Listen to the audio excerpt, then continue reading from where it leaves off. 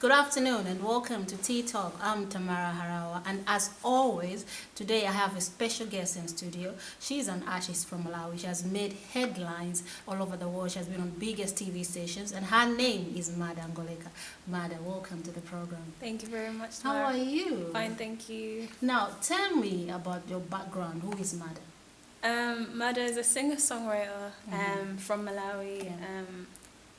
I'm an acoustic singer-songwriter, and that's pretty much what I do, music. Yeah. So when did this passion of singing and writing start? I actually did music as my GCSEs in high school, so that's where I got into like singing and taking part in musical projects. But eventually down the line, I just took an interest in like day-to-day activities, just writing lyrics down and playing guitar. I remember when I was in Malawi and I had to see you on, I think, there was a song on a TV station. I was like, wow, this is new. Like, literally, it was a new thing and it was a new word. And looking at you at a very, very young age, and the gospel, the music that you do is gospel music. Now, a lot of people will say, as a young person, gospel, there's a lot of genres that you can do and make money. Why gospel? Like I've grown up as a Christian, so my faith to me has always been really important. And I just saw music as a way. Every time I sing, I used to sing like a lot of Taylor Swift or just random songs, and it would always attract attention. So I was like, if people won't listen to me talking about, Jesus and the Bible, when I speak to them, when I play music, like it's something that they love to listen to me doing. So it was just a way of like getting the message of Jesus Christ out there through music. And then there was a BBC interview that you did. Like, I think that's how the world knew you. How did that interview came out? I actually don't know. I think it was just supernatural, to be honest. But there were the time that I was in Malawi, the crew from BBC World came to Malawi, and they were like looking for an artist to cover their program.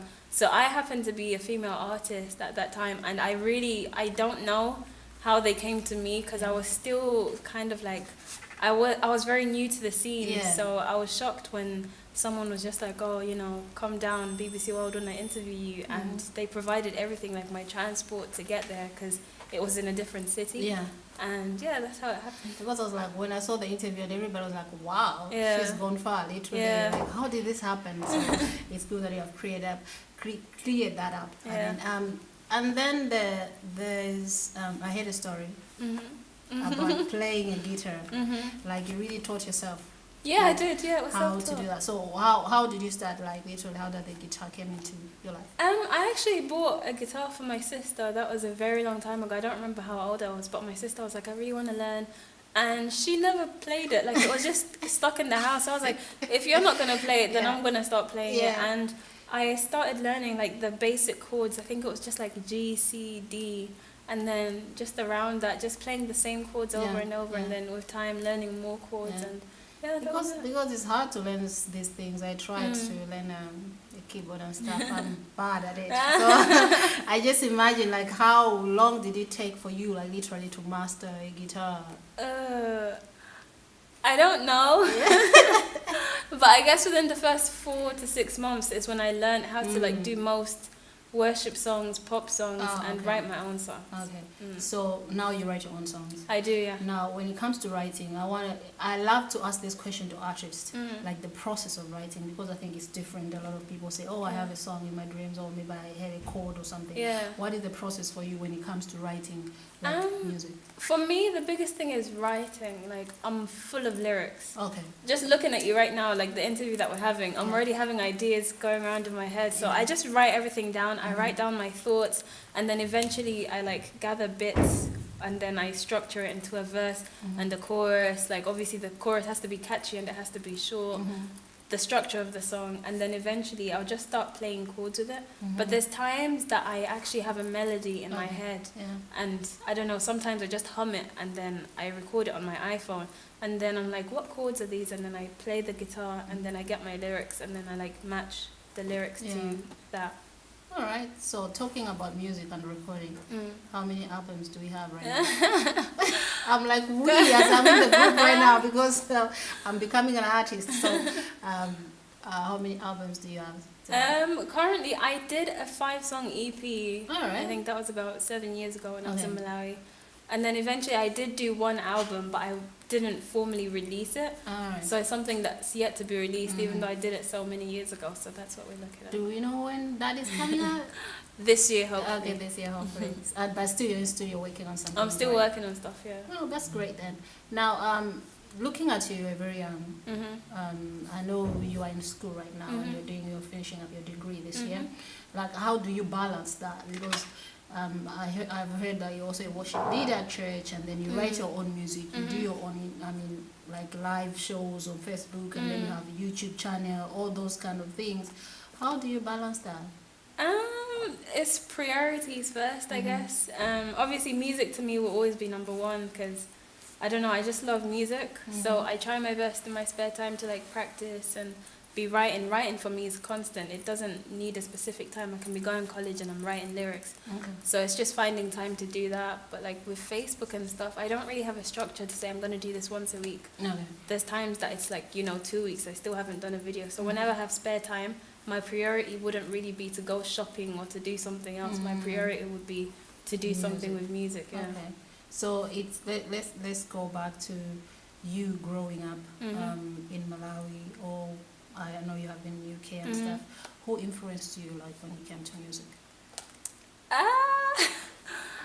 I used to listen to a lot of Taylor Swift. I'm not even gonna lie. Yeah, I used to love Taylor Swift. I think because she was a female and she played guitar as well, and I liked the genre. Yeah. Because I remember everyone was like into like Beyonce and like Rihanna, like all of these pop kind of R&B, and it's cool. Like I listen to that stuff now, but I've always been kind of drawn towards like indie music or acoustic music more. So I guess Taylor Swift back then was my inspiration. Obviously it's changed. I haven't listened to Taylor Swift in years, but back then she would have been my inspiration. Oh, that's good. That's great news. Now, before we leave, I want to ask you about, there are a lot of young people with talent. So it's just not art and stuff, right? Maybe not music. Some are into poetry, some are into dance. And what's the best advice can you give to them? Right now, I feel like technology has really reached, like, everything's about technology nowadays. So if you're an artist, try and do like Facebook Lives and have structure. So if you're going to do it like every Wednesday, make sure that you make announcements during the week. Wednesday at 4 o'clock, I'm going to do a video. And then people will kind of like get into the routine of they're expecting a video. Or if it's a drawing, like have it up on Instagram if you're a photographer. Like just do everything online, and through that, like you're going to meet people or people that are interested. That's how you create a fan base, through doing stuff online. That would be my advice. All right, that's great. And before we leave, I know you're going to perform at the end of the program, but I want to know the stages. Do you have anything where you're performing or stuff going on? Currently, it's my exam kind of season. I'm literally having exams. Is it next week? So are you performing when doing the exams? No, right? that's it. But I'll do a few Facebook Lives, like on my Facebook channel and Instagram. But currently, that's pretty much it. Yeah. All right. Now I'll find a song that you're going to perform. What's the song title? It's called You Say, and it's a cover by Lauren Daigle. Okay. Yeah. Take it away.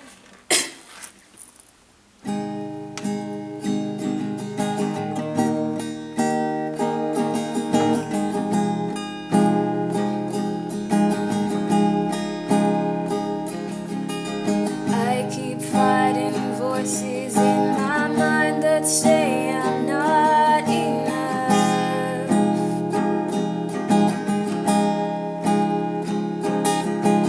Every single lie that tells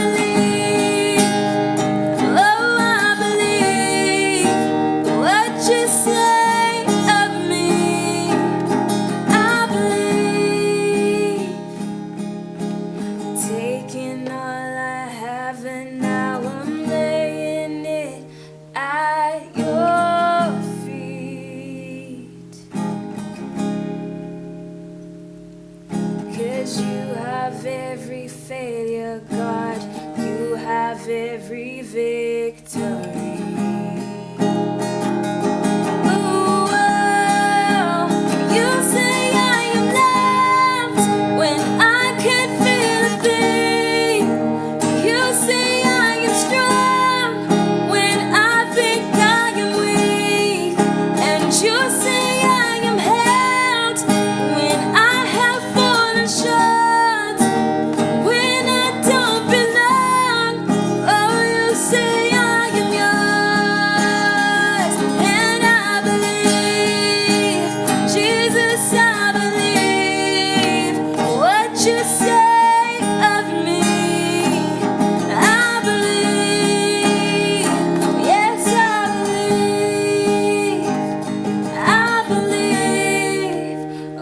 You say of me, I believe, I believe.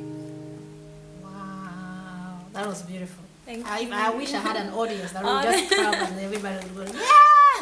That was so beautiful. Thank you. So thank you so much for doing it. I know Thank you're you for in the having middle of me. exams and Yeah. you just took your time to come, and I really appreciate you. Thank you. Thank you so much. So that was Mada Ngoleka. So that's how we end it today at Tea Talk. My name is Tamara Harawa. Till next time, it's bye for now.